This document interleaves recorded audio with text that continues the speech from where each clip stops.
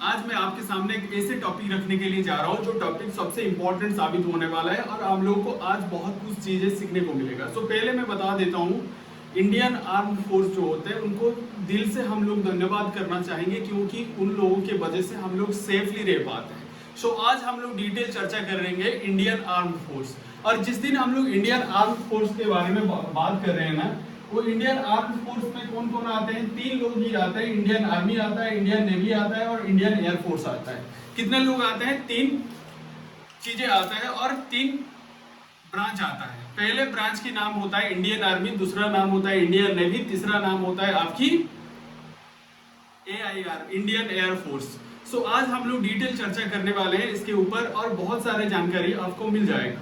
Let's welcome this topic. आज हम लोग चर्चा करने वाले हैं इंडियन आर्म फोर्सेस, मतलब भारत को रक्षा करने वाले जो फोर्सेस होते हैं उनमें से सबसे इंपॉर्टेंट फोर्सेस किसको माना जाता है? इंडियन आर्मी को माना जाता है। आज इसके ऊपर हम लोग डिटेल चर्चा करने वाले हैं। The Indian arm forces are the military forces of India और which is the safeguard of national security. वो किसके सिक्योरिटी करते हैं? वो नेशनल सिक्योरिटी के लिए काम करते हैं, मतलब हम लोगों की सिक्योरिटी के लिए वो लोग काम करते हैं और उन लोगों के बारे में हम लोग डिटेल चर्चा करने वाले हैं। देखिए, इंडियन नेवी, इंडियन आर्मी और इंडियन एयर फोर्सेस जो होता है वो किसके अंडर में आते हैं? मिनिस्ट्री ऑफ डिफेंस के अंडर में आते हैं। और मिनिस्ट्री ऑफ डिफेंस कौन होते हैं? राजनाथ सिंह जी होते हैं। और द प्रेसिडेंट ऑफ इंडिया के कंट्रोल में रहता है, मतलब भारत की जो राष्ट्रपति होते हैं उनके अंडर में डिफेंस मिनिस्ट्री काम करता है। सुप्रीम कमांडर होते हैं। कौन सुप्रीम कमांडर होते हैं? जो भारत की राष्ट्रपति होते हैं। समझ में आ गया? और operational control manage by the ministry of defence, मतलब जो भी मिनिस्ट्री ऑफ डिफेंस के अंडर क्या आता है, जितने भी ऑपरेशन होगा और उसी ऑपरेशन, जैसे आज की डेट में कौन सा ऑपरेशन चल रहा है? ऑपरेशन सिंदूर, वो भी किसके अंडर में आते हैं? मिनिस्ट्री ऑफ डिफेंस के अंडर आता है। उनको सुप्रीम अथॉरिटी किसके पास है? राष्ट्रपति। विदाउट राष्ट्रपति जी मतलब इंस्ट्रक्शन मिनिस्ट्री ऑफ डिफेंस कुछ नहीं कर पाएंगे। इसीलिए जो भी ऑपरेशन करना होगा पहले जानकारी राष्ट्रपति जी को पास जाना पड़ेगा, माननीय राष्ट्रपति जी के पास इंफॉर्मेशन पहुंचना होगा। वो इंडियन क्या होते हैं? जो मिलिटरी फोर्सेस होते हैं और आर्म्ड फोर्सेस होते हैं, बहुत डिफरेंट कैटेगरी में डिवाइड हुआ है, लेकिन 3 डिफरेंस कैटेगरी हम लोग को देखने को मिल गया है: इंडियन आर्मी, इंडियन नेवी और इंडियन एयरफोर्स। पहले हम लोग डिस्कशन करेंगे इंडियन आर्मी के ऊपर, और इंडियन आर्मी क्या होता है उसके ऊपर हम लोग डिटेल चर्चा करने वाले हैं। Indian structure of Indian armed forces, जितने भी इंडियन आर्म फोर्सेस होते हैं उनमें से सबसे पहले कौन आता है? इंडियन आर्मी आता है। इंडियन आर्मी का काम क्या होता है पहले समझ लीजिए।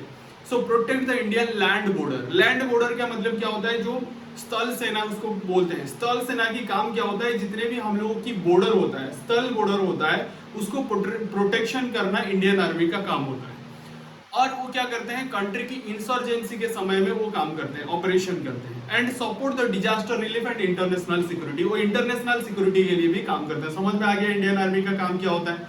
दूसरा होता है उनका स्ट्रेंथ कितना होता है? 12 लाख इंडियन आर्मी हमारे पास है और 9,60,000 आज रिजर्व रह चुके हैं। मतलब आज की डेटा के बारे में बता रहा हूँ, 2025 के डेटा के हिसाब से मैं बता रहा हूँ कितने इंडियन आर्मी हमारे पास है। 12 लाख इंडियन आर्मी हमारे पास है और 9,60,000 हमारे पास रिजर्व है। बात समझ में आ गया? अभी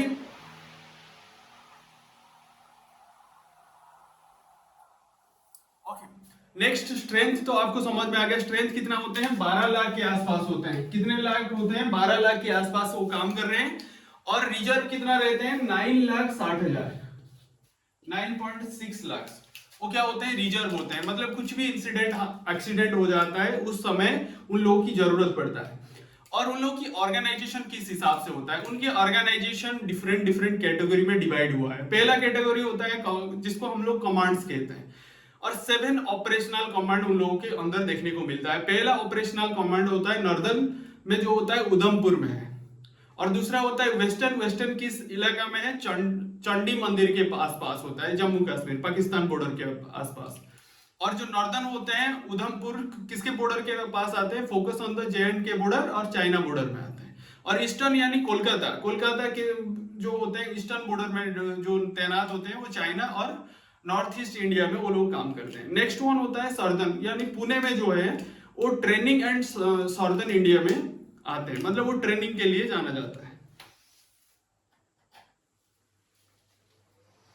okay, so next one central. Central में कौन आते हैं? लखनऊ में आते हैं। लखनऊ में कौन आते हैं? सेंट्रल इंडिया में काम करते हैं। और साउथ वेस्टर्न में जयपुर में है। साउथ वेस्टर्न पाकिस्तान बॉर्डर के आसपास है। और होता है army training commandant. Army training commandant Shimla में। सो देखिए आर्मी में कितने लोग तैनात होते हैं। आर्मी का पहला काम होता है लैंड बॉर्डर जो होता है उसको प्रोटेक्शन करना, और इंटरनेशनल सिक्योरिटी को देखना, और कंट्री इंसर्जेंसी ऑपरेशन करना। और कितने तैनात होते हैं भारत इंडियन आर्मी में? 12 लाख के आसपास हैं, और 9,60,000 क्या रिजर्व में रहते हैं।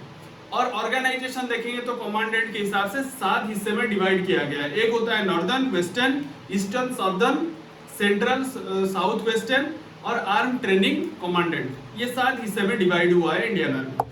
सो क्रॉप्स ऑफ द डिवीजन में कितने? 14 डिवीजन में 14 क्रॉप्स, और including the infantry and arm forces and artillery में डिवाइड हुआ है। पहले हम लोग देखेंगे राष्ट्रीय राइफल जो आरआर के अंदर आते हैं। राष्ट्रीय राइफल यानी काउंटर इंसर्जेंसी इन जम्मू कश्मीर। जम्मू कश्मीर में तैनात होते हैं राष्ट्रीय राइफल। सेकेंड में आता है पैराचूट रेजिमेंट। पैराचूट रेजिमेंट में क्या होता है? एयरबॉर्न एंड स्पेशल ऑपरेशन के लिए उन लोगों को तैनात किया जाता है। और स्ट्रेटेजिक फोर्स कमांडेंट यानी एसएफसी का काम क्या होता है? मैनेज द न्यूक्लियर एसेट्स, मतलब जितने भी न्यूक्लियर एसेट्स होता है उन लोगों की जिम्मेदारी होता है। Then regiments. रेजिमेंट्स क्या होता है? Historic unit like the Gorkha regiment हो गया, आपकी सिख रेजिमेंट, राजपूत रेजिमेंट और जाट रेजिमेंट। ये हिस्से में डिवाइड हुआ है। 4 हिस्से में रेजिमेंट डिवाइड हुआ है। पहला रेजिमेंट गोरखा रेजिमेंट, दूसरा होता है आपकी राजपूत, और तीसरा होता है सिख रेजिमेंट, फोर्थ वन होता है जाट रेजिमेंट। ये 4 रेजिमेंट में डिवाइड हुआ है। देन इक्विपमेंट क्या क्या यूज करते हैं? टैंक्स यूज करते हैं, इन्फेंट्री व्हीकल यूज करते हैं, आर्टिलरी यूज किया जाता है, missiles and small arms use किया जाता है। और उनमें से सबसे जो भी टैंक्स आता है उनमें से T-90 भीष्मा ये सबसे पावरफुल होता है। अर्जुन MK-1 भी इंडिजीनियस, वो क्या होते हैं? बहुत पावरफुल होते हैं। और नेक्स्ट वन होता है infantry vehicle BM-2, BMP-2, Sharad and Nag missile carries. मतलब ये सारे क्या होते हैं? इक्विपमेंट्स होते हैं। और ट्रेनिंग किधर है? Training conducted Indian military academy IMA में होता है, जो देहरादून में है। ऑफिसर ट्रेनिंग के लिए अपॉइंट किया जाता है देहरादून में, इंडियन मिलिट्री एकेडमी है। और दूसरा होता है नेशनल डिफेंस एकेडमी जो पुणे में स्थापित है, खड़वासला में है। और उसका सर्विस क्या होता है? ट्राई सर्विस कैडेट ट्रेनिंग उधर किया जाता है। और counter insurgency and jungle welfare school, ये भी एक ट्रेनिंग का क्या होता है? हिस्सा होता है, जिसको counter insurgency and jungle welfare school होता है, जो CI ट्रेनिंग दिया जाता है। और बेसेस क्या होता है? Major bases include the Siachen. और उसका सबसे ज्यादा बड़ा बेसेस किधर है? सियाचिन के आसपास है। वर्ल्ड हाईएस्ट बैटलफील्ड उसका नाम है, लेह और अंबला के पास है। और इंडियन आर्मी के बारे में आपको मालूम हो गया, इंडियन आर्मी के सबसे पावरफुल आर्मी हमारे पृथ्वी में है। और लगभग इंडियन आर्मी है तो इस वजह से हम लोग रात में नींद आता है। और जिस दिन इंडियन आर्मी नहीं रहेंगे, इंडियन आर्मी हम लोगों के लिए काम नहीं करेंगे, उस दिन हम लोग रात में नींद नहीं आएगा। सो इसीलिए इंडियन आर्मी को बहुत बहुत धन्यवाद देना चाहूंगा, क्योंकि वो लोग हम लोगों के लिए बहुत सैक्रिफाइस कर रहे हैं। सो नेक्स्ट आते हैं इंडियन नेवी। और इंडियन नेवी का रोल क्या होता है पहले समझ लेते हैं। इंडियन नेवी का मेन रोल होता है सिक्योर द मेरीटाइम बॉर्डर्स। जो मेरीटाइम होता है उस बॉर्डर को प्रोटेक्शन देना उन लोगों की काम होता है। Protect the sea line and communication, जिसको हम लोग SLOC कहते हैं। इंडियन नेवी किसको कहते हैं? SLOC, उसको कंट्रोल करता है इंडियन नेवी। और Indian navy anti piracy operation, जो पायरेट अटैक होता है उसको एंटी पायरेसी ऑपरेशन भी वो करता है, piracy. And the project power in the Indo Pacific ocean, जो भी प्रोजेक्ट पावर होता है उसको प्रोटेक्शन देना इंडियन नेवी का काम होता है। और स्ट्रेंथ कितना होता है? 70,000 पर्सनल काम करते हैं, 70,000। और उनमें से 200 वेसल्स होते हैं, 300 एयरक्राफ्ट होता है। जो आज की 2025 की डेटा के हिसाब से हम लोग देखते हैं कि कौन सा डेट 2025 की डेटा के हिसाब से देखते हैं। 70,000 लोग काम करते हैं, 200 वेसल्स हैं, 300 एयरक्राफ्ट हमारे पास उपलब्ध है। और ऑर्गेनाइजेशन क्या होता है? Western naval command. और दूसरा होता है eastern naval command and southern naval command. 3 naval command में डिवाइड किया गया है, मतलब ऑर्गेनाइजेशन के हिसाब से देखेंगे। पहले होता है वेस्टर्न नावल कमांडेंट जो मुंबई में है, वो अरेबियन सी ऑपरेशन करता है। दूसरा होता है आपके सामने eastern naval command. Eastern naval command जो विशाखापट्टनम में है, वो बे ऑफ बंगाल और आईओआर को काम करता है। तीसरा होता है सॉर्दर्न नावल कमांड। सॉर्दर्न नावल कमांड में क्या होता है, कोची में है, ट्रेनिंग एंड लॉजिस्टिक के लिए वो ऑर्गेनाइजेशन है। फ्लीट्स क्या होता है, western and eastern fleets with the carriage of submarines and destroyers. और वेस्टर्न एंड ईस्टर्न फ्लीट क्या करता है, सबमरीन एंड डिस्ट्रॉयर के लिए जाना जाता है। और की एसेट्स क्या होता है, पहले की एसेट्स होता है उसका एयरक्राफ्ट कैरेज। एयरक्राफ्ट का मतलब जैसे आईएनएस विक्रांत हो गया, रशियन ओरिजिन होता है INS Vikrant. So INS Vikrant indigenous and commissioned 2022। जो आईएनएस विक्रांत आया था, कब आया था, 2022 में उसको इंट्रोड्यूस किया था भारत में। और सबमरीन में कौन आता है, कॉन्वेंशनल में आता है Kalvari classes, scorpion and Sindhu Ghosh classes. ये दोनों क्या होते हैं, सबमरीन होते हैं। न्यूक्लियर आईएनएस अरिहंत भी है, एसएसबीएन बालास्टिक मिसाइल लेकर जाता है, आईएनएस अरिघाट वो भी काम कर रहे हैं। और they are the key assets, हम लोग की इंडियन नेवी का एसेट्स होता है। देन सबमरीन के बाद आता है सरफेस सी। सरफेस सी में कौन आता है, कोलकाता क्लास डिस्ट्रॉयर्स, शिवली क्लास फ्राइगेट्स, कमांड क्लासेस, ये सारे होते हैं। देन एविएशन भी होता है, एविएशन MiG 29K फाइटर्स और P-81 पोसिडियन यानी मेरीटाइम पोर्टल पेट्रोलियम टीम भी है। और कैपेबिलिटीज क्या होता है, so blue water navy with the operation from Persian Gulf and South China Sea में वो लोग काम कर रहे हैं। और एंटी पायरेसी पेट्रोलिंग वो भी करते हैं, एंटी पायरेसी पेट्रोलिंग करते हैं गल्फ ऑफ एडन सी में। Strategic presence Bhaya Andaman and Nicobar commandant में काम करते हैं, ट्राई सर्विस दिया जाता है। और ट्रेनिंग नावल एकेडमी और आईएनएस चिलिका में। और इंडियन एयरफोर्स, अभी इंडियन नेवी का मालूम हो गया। इंडियन नेवी का मेन काम क्या होता है, हम लोग बॉर्डर जो मेराइन बॉर्डर होता है उसको प्रोटेक्शन देना, जो एंटी पायरेसी अटैक होगा उसको ना ऑपरेशन करना। तीसरा होता है इंडियन नेवी में 70,000 के आसपास लोग हम लोग का काम कर रहे हैं, उनमें से 200 वेसल्स है, 300 एयरक्राफ्ट है, और उनमें से सबसे पावरफुल आज की डेट में पॉपुलर है आईएनएस विक्रांत, जो आज की पॉपुलर स्टेज में है। और अभी चलते हैं इंडियन एयरफोर्स। इंडियन एयरफोर्स के बारे में बताएंगे। देखिए आज की जो टॉपिक हम लोग चुने हैं, क्योंकि आज की डेट में सारे बच्चे को ये जानकारी होना चाहिए हमारे इंडियन आर्म फोर्सेस के बारे में, क्योंकि इंडियन आर्म फोर्सेस के वजह से हम लोग सेफली रह पाते हैं। सो इसीलिए हम लोग की जिम्मेदारी होता है बच्चे को सिखाना इंडियन आर्म फोर्सेस हमारे लिए कितना इंपॉर्टेंट है। सो देखिए अभी चलते हैं इंडियन एयरफोर्स क्या होता है। इंडियन एयरफोर्स के बारे में हम लोग जानने के लिए प्रयास करेंगे। सो इंडियन आर्म फोर्सेस की काम क्या होता है, ensure the air superiority and support ground operation. Ground operation को उसको सपोर्ट करना उसका काम होता है। Conducted the strategic bombing and air disaster, मतलब वो बॉम्बिंग करना उसका काम है, डिजास्टर को मेंटेन करना। और स्ट्रेंथ कितना होता है, 1,40,000 लोग काम करते हैं। कितने लोग काम करते हैं, 1,40,000 लोग काम करते हैं। हमारे पास 1700 के आसपास एयरक्राफ्ट है, जो 2025 की डेटा कहता है। कितने आसपास एयरक्राफ्ट है, 1700। और हमारे पास कितने लोग काम करते हैं, 1,40,000 के आसपास लोग हमारे AIR में काम करते हैं, यानी इंडियन एयरफोर्स में काम करते हैं। देखिए इंडियन एयरफोर्स का ऑर्गेनाइजेशन कितने हिस्से में डिवाइड किया गया है। पहला हिस्सा होता है वेस्टर्न एयर कमांडेंट, जो दिल्ली में है, वो पाकिस्तान बॉर्डर के ऊपर निगरानी रखता है। और ईस्टर्न एयर कमांडेंट जो शिलोंग में है, जो चाइना और नॉर्थ ईस्ट में काम करता है। सेंट्रल एयर कमांडेंट जो होते हैं वो क्या करते हैं, प्रयागराज में सेंट्रल इंडिया को कंट्रोल करते हैं। और साउथ वेस्टर्न एयर कमांडेंट जो होते हैं वो गांधीनगर में वेस्टर्न इंडिया को कंट्रोल कर रहा है। नेक्स्ट सॉर्दर्न एयर कमांडेंट तिरुवनंतपुरम में है और साउथ इंडिया को कंट्रोल कर रहा है। और ट्रेनिंग कमांडेंट जो बेंगलुरु में है, और मेंटेनेंस कमांडेंट नागपुर में है। और स्क्वाड्रन कौन होते हैं, ऑपरेटिंग फाइटर्स होते हैं, और ट्रांसपोर्ट होते हैं, हेलीकॉप्टर होते हैं, एंड UAV में वो लोग तैनात होते हैं, वो काम करते हैं।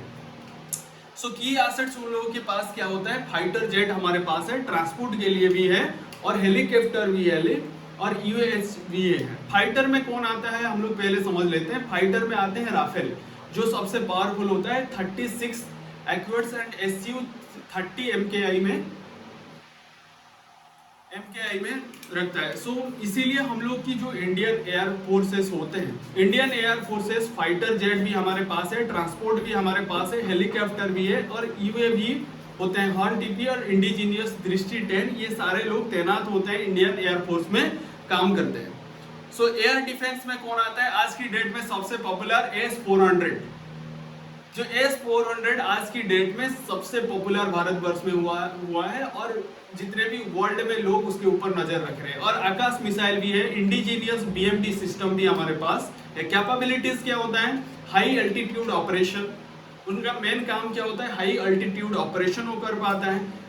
Ladakh during the 2020 Galwan clash में वो करके दिखाए हैं, प्रूफ है हमारे पास। Nuclear delivery in the via Mirage 2000 Rafales और ISR और via satellite and AWSS Falcon में वो काम कर चुके हैं। Training air forces academy Hyderabad में है। एयर फोर्सेस एकेडमी किधर है? हैदराबाद में है। Air forces technical college Bengaluru में। अभी समझ में आ गया। ये था हमारे पास जो 3 आर्म फोर्सेस थे। पहला इंडियन आर्मी, इंडियन नेवी और इंडियन एयर फोर्सेस। अभी देखेंगे ऑक्सिलरी एंड सपोर्ट फोर्सेस कौन होते हैं। केवल ये 3 लोग काम नहीं करते हैं, हमारे आर्म फोर्सेस में और भी लोग काम करते हैं।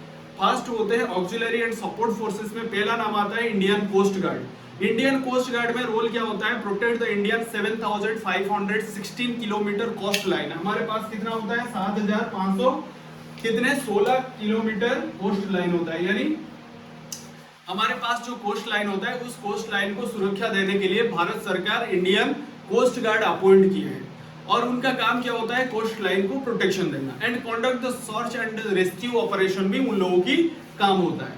और स्ट्रेंथ कितना होता है? 15,000 लोग काम करते हैं और हमारे पास 150 के आसपास वेसल्स हैं और 70 एयरक्राफ्ट है। किसके लिए?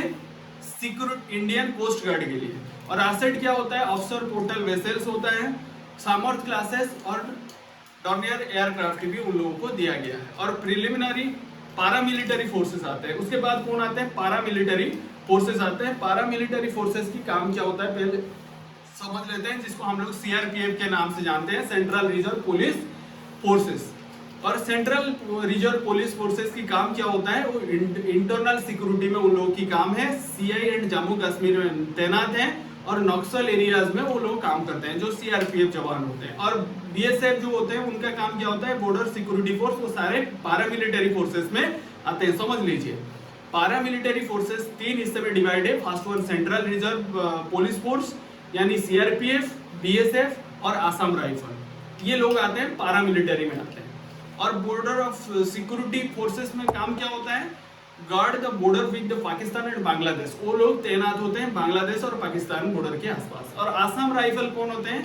CI and border security of the north east. वो लोग नॉर्थ ईस्ट में काम करते हैं। डाउट क्लियर हो गया? अभी चलते हैं स्ट्रेटेजिक फोर्स कमांडेंट जो होते हैं। स्ट्रेटेजिक फोर्स कमांडेंट कौन होते हैं? Manage the nuclear warehouse and deliver the system. अग्नि, पृथ्वी मिसाइल, ये सारे क्या होते हैं? स्ट्रेटेजिक फोर्स कमांडेंट SFS होते हैं, SFC होते हैं, यानी strategic forces commandant. Then now coming to the point, leadership and coordination, मतलब उनका हेड कौन होते हैं? देखिए चीफ डिफेंस स्टाफ होते हैं। चीफ डिफेंस स्टाफ में कौन होते हैं? जनरल अनिल चौहान होते हैं, जो 2025 की डेटा के हिसाब से देखेंगे observe the tri service integration and department of the military affairs, यानी DMA का वो हेड होते हैं। चीफ डिफेंस स्टाफ में आते हैं अनिल चौहान जी आते हैं। और सर्विस चीफ कौन होते हैं? Chief of the army staff COAS का चीफ होते हैं जनरल उपेंद्र द्विवेदी, जो आज की डेटा कहता है। Chief of the novel staff में कौन आते हैं? ADM दिनेश कुमार त्रिपाठी हैं। और chief of the air staff CAS में चीफ कौन होते हैं? Air chief marshal Amarpreet Singh होते हैं। अमरप्रीत जी एयर इंडिया की एयर की चीफ हैं। और इंटीग्रेटेड डिफेंस स्टाफ IDS में कौन होते हैं? Facilitate the joint planning and operation, वो लोग भी हम लोग को हेल्प करते हैं। और डिफेंस इंटेलिजेंस एजेंसी भी होता है DIA, जो कोऑर्डिनेट द मिलिट्री इंटेलिजेंस में वो लोग काम करते हैं। देन रोल एंड रिस्पॉन्सिबिलिटी क्या होता है पहले समझ लेते हैं। मैंने बोला था आज की वीडियो जबरदस्त होने वाला है, सो आज हम लोग डिस्कशन करेंगे role and responsibilities. So external defence में क्या आते हैं और internal security and disaster relief, 3 हिस्से में डिवाइड किया गया है role and responsibility. External defence में कौन आता है? Deter the aggression of the China LOC और LAC और LOC। एक्सटर्नल डिफेंस में कौन आते हैं? एक्सटर्नल डिफेंस में दो ही चीजें हैं हमारे पास, LAC और LOC। ये चाइना वाले हैं, ये पाकिस्तान की होता है। और की कॉन्फ्लिक्ट क्या होता है? इंडो पाक वॉर 1947 में हुआ था, 1965, 1971, 1999 में already they are proved themselves. और सीनो इंडियन वॉर कब हुआ था? 1962। एंड गलवान क्लास जो होता था गलवान घाटी में 2020 में हुआ था। सो इंटरनल सिक्योरिटी में कौन आते हैं? CI operation in the Jammu Kashmir, operation रक्षक, और नॉर्दर्न ईस्ट में हुआ था Assam rifle and Naxal areas में वो लोग काम करते थे इंटरनल सिक्योरिटी के मामले में। राष्ट्रीय rifles conduct the grid based operation in Jammu Kashmir. और डिजास्टर रिलीफ में वो लोग काम करते हैं, ऑलरेडी आपको मालूम है डिजास्टर रिलीफ में कौन लोग काम करते हैं? ऑपरेशन करुणा जो ऑपरेशन हुआ था, humanitarian assistance during the floods 2018 में जो केरला में हुआ था, और 2024 वायनाड में जो फ्लड हुआ था उन लोगों की काम था ऑपरेशन करुणा। अर्थक्वेक और साइक्लोन के समय में वो आते हैं। और नेशनल डिजास्टर रेस्पॉन्स फोर्स जो होते हैं NDRF होते हैं। कौन होते हैं? NDRF का काम क्या होता है? जो भी डिजास्टर हमला हो जाएगा उसके बाद वो लोग जाएंगे नेशनल डिजास्टर रेस्पॉन्स फोर्स। उनका नाम क्या होता है? नेशनल डिजास्टर रेस्पॉन्स फोर्स, जिसको हम लोग NDRF के नाम से जानते हैं। नेक्स्ट वन होता है इंटरनेशनल मिशन। इंटरनेशनल मिशन होगा तो कौन जाएंगे? International mission UN peacekeeping over the 250,000 troops deployed in the 1950 Congo south Sweden में हुआ था। और ह्यूमैनिटेरियन ऑपरेशन भी हुआ था, ऑपरेशन राहत जो यमन में हुआ था 2015 में। ऑपरेशन समुद्र सेतु कोविड-19 के समय में हुआ था। न्यूक्लियर डेटरेंस में भी वो काम करते हैं Indian arm forces. Maintain the nuclear triad land air sea में वो लोग काम कर रहे हैं। और एसेट अग्नि भी 5000 किलोमीटर रेंज वो भी है। INS अरिहंत भी आता है, SLBM वो लोग भी आते हैं। की कैपेबिलिटी ऑफ अचीवमेंट, क्या क्या हम लोग की अचीवमेंट था इंडियन आर्म फोर्सेस का। इंडियन आर्म फोर्सेस का अचीवमेंट बताते बताते मैं थक जाऊंगा, फिर भी बता देता हूँ कुछ भी इंपॉर्टेंट जो अचीवमेंट्स है। कन्वेंशनल वेयरफेयर में पहला आता है Kargil war 1999, operation Vijay evicted the Pakistan instructed for the Kargil highlights and showcasing the army IAF coordination, जो कारगिल को मार के भगा दिया था पाकिस्तान को कारगिल वॉर में। और 1917 वॉर में लिबरेशन ऑफ बांग्लादेश को जन्म दिया थे वो लोग with the decisive army navy IAF operation. उसके बाद आता है काउंटर इंसर्जेंसी, ऑपरेशन रक्षक हुआ था। ऑपरेशन सिंदूर जो 2025 में हुआ है। ऑपरेशन रक्षक में क्या हुआ था? Ongoing in the Jammu Kashmir, neutralise 1000 of militant के अगेंस्ट में हुआ था। और 2025 में जो ऑपरेशन सिंदूर हुआ है, टारगेटेड द टेरर इंफ्रास्ट्रक्चर के ऊपर भारत अटैक कर रहा है, कोई आम नागरिक के ऊपर अटैक नहीं हुआ है। और इंफ्रास्ट्रक्चर POJ के पोस्ट पहलगाम अटैक के बाद भारत सरकार इस प्रकार की इनिशिएटिव ली है जिसका नाम है ऑपरेशन सिंदूर। और उसके बाद आता है मेरीटाइम सिक्योरिटी में क्या आता है? Navy anti piracy operation in the gulf of Aden 2008 में हुआ था। और strategic presence in the IOR via Malabar exercise में भी काम किए थे। एयर ऑपरेशन भी हुआ था IAF बालाकोट एयर स्ट्राइक 2019 में जो हुआ था, Balakot air strike targeted the terror camps in the Pakistan. और उसके बाद हुआ था high altitude logistic during the LAC tension 2020 में भी प्रूव करके दिखाए थे इंडियन आर्म फोर्सेस। और इंडिजीनियस सिस्टम में कौन था? Army navy IAF। Indian army में अर्जुन टैंक, धनुष आर्टिलरी वो लोग काम करते हैं। नेवी में INS विक्रांत और कालावरी क्लासेस सबमरीन भी काम कर रहे हैं। और IAF में Tejas fighter and Akash missile भी उनका जलवा दिखा चुके हैं।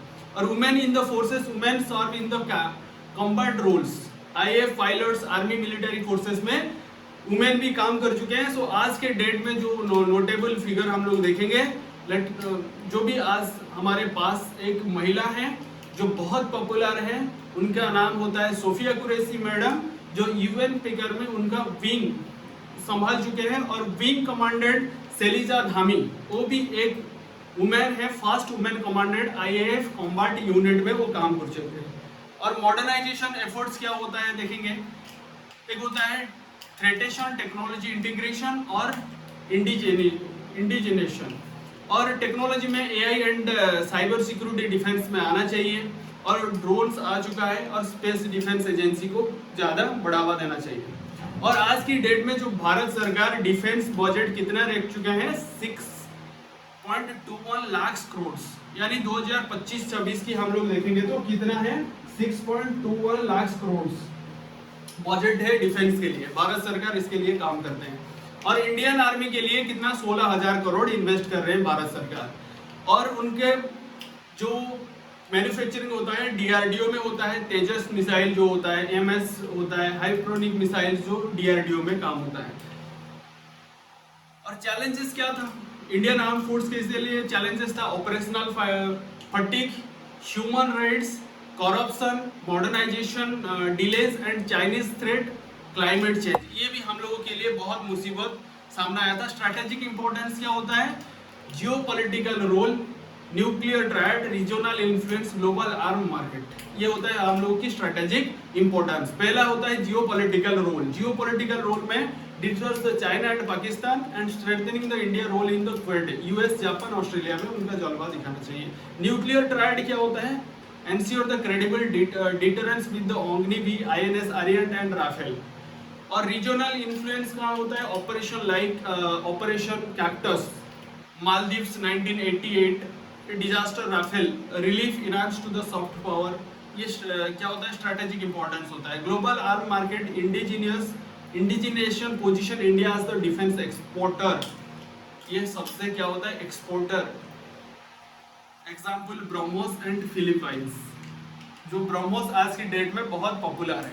देखिए आज तो आपके सामने में इंडियन आर्म्ड फोर्सेस की डिटेल इंफॉर्मेशन रखा। और इंडियन आर्म्ड फोर्सेस को हम लोग तहे दिल से धन्यवाद करना चाहिए, क्योंकि इंडियन आर्म्ड फोर्सेस है सो इस वजह से हम लोग हैं। सो इसीलिए आज इस वीडियो आपके लिए कितना फायदेमंद रहा आप कमेंट सेक्शन में बताइए। लास्ट में इतना ही बोलना चाहूँगा, हमारे पास जितने भी इंडियन आर्म्ड फोर्सेस है उन लोगों को धन्यवाद देता हूँ। और इंडियन आर्मी, इंडियन नेवी और इंडियन एयरफोर्स को हम लोग दिल से धन्यवाद करते हैं। सो आप लोग हमारे वीडियो देखने के लिए आपको दिल की गहराइयों से प्रेम पूर्वक धन्यवाद।